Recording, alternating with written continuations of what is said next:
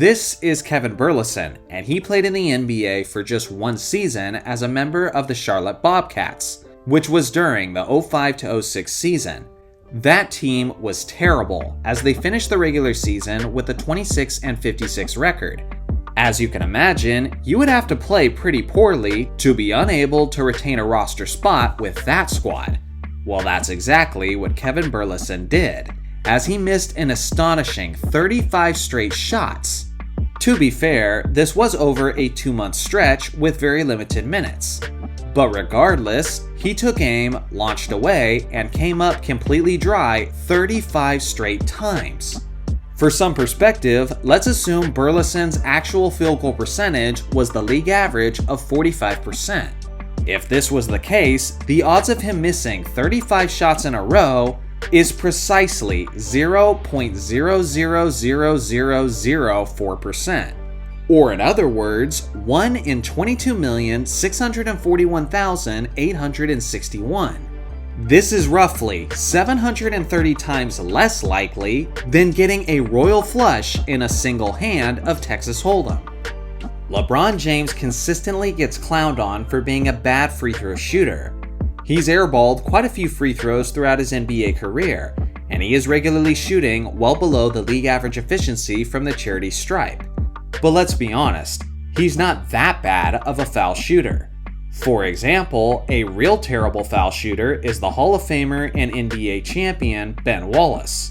He may have been one of the greatest defensive players to ever live, but on the offensive end, Wallace couldn't make a free throw to save his life. For his career, he shot an ugly career percentage of 41.39%, which is the worst career free throw percentage in NBA history. For some perspective, LeBron James could miss his next 9,000 free throws straight, and he would still be a better career free throw shooter than Big Ben Wallace. Yeah, it's as crazy as it sounds. Think of it this way. LeBron is averaging roughly 543 free throw attempts per season. So if we prorate that, LeBron could theoretically miss every single free throw he shot for the next 16 seasons straight, at which point he would be 56 years old, and he would still be a more efficient free throw shooter than Ben Wallace. At the time of recording, Chris Paul has played for 7 different NBA teams in his career, and amazingly, he has improved the standings of every team he's ever joined. Many people already know about this famous Chris Paul stat, but what you might not realize is just how unique and special it is. There are 273 other players in NBA history who have played for at least 7 other teams. And among those players are all-time greats like Moses Malone, Dwight Howard, and Adrian Dantley. And even with that being the case, not a single one of those 273 players improved the standings of every team they played for.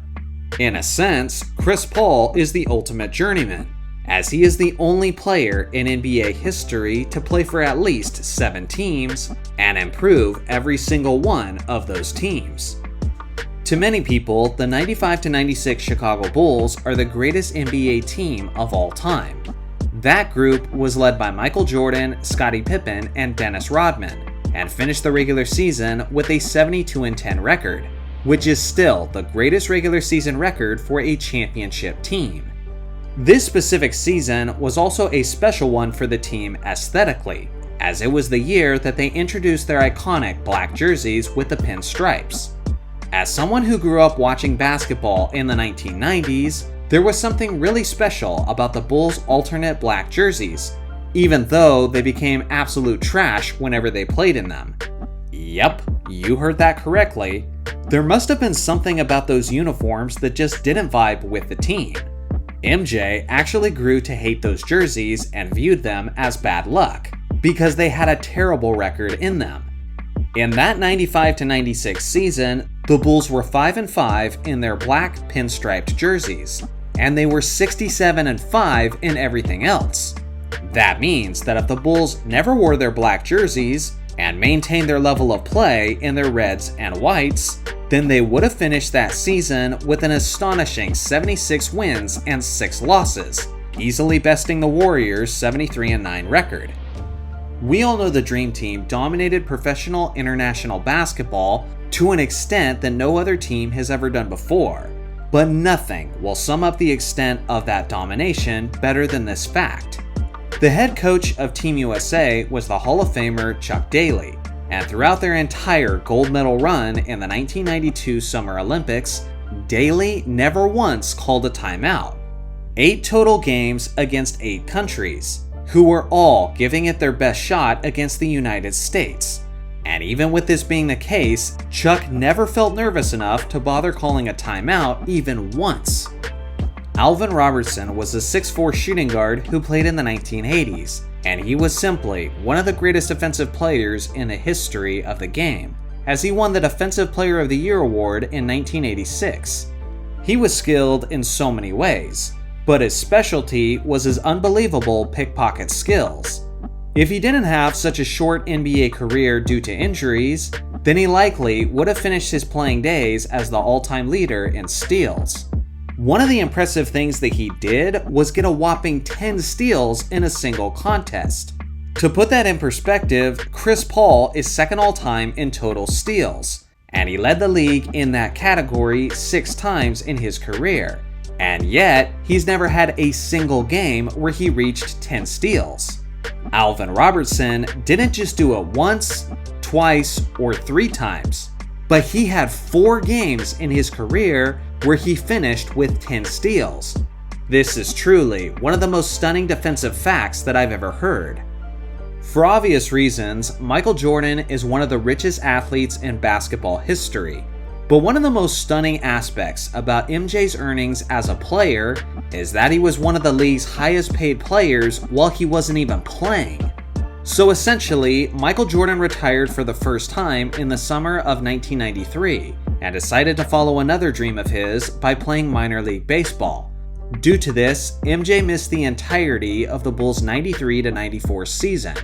Yet despite that fact, the Bulls owner Jerry Reinsdorf decided to honor MJ's basketball contract as a sign of gratitude for everything he had done for the team. This meant that while MJ was playing baseball, he was still the 5th highest paid player in the NBA.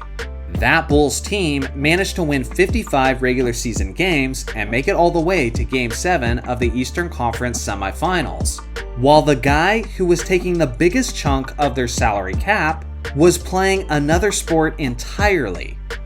Whenever a star player gets traded and he makes his debut with his new team, it's always a big deal. But there's regular debuts, and then there's what happened for the NBA legend Nate Thurmond. On October 18, 1974, Nate Thurmond had his debut game with the Chicago Bulls at the age of 33.